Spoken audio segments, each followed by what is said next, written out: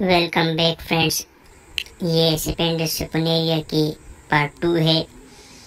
काफ़ी अच्छी ग्रोथ हो रहा है और स्टेम भी काफ़ी मोटी हुई है। नए लीफ भी निकल रहे हैं।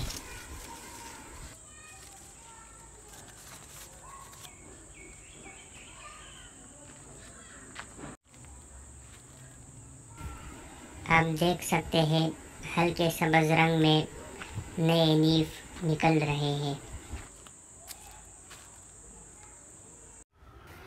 605 दिन बाद अब स्पेंडिस सुपनेरिया की ग्रोथ रुक गई है और लीफ गिरना शुरू हुए हैं मौसम की ठंड की वजह से।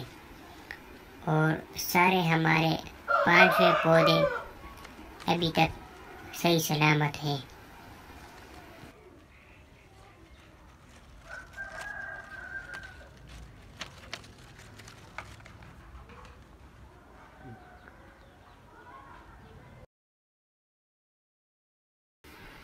दोस्तों, आप देख सकते हैं सारे लीफ गिर गए हैं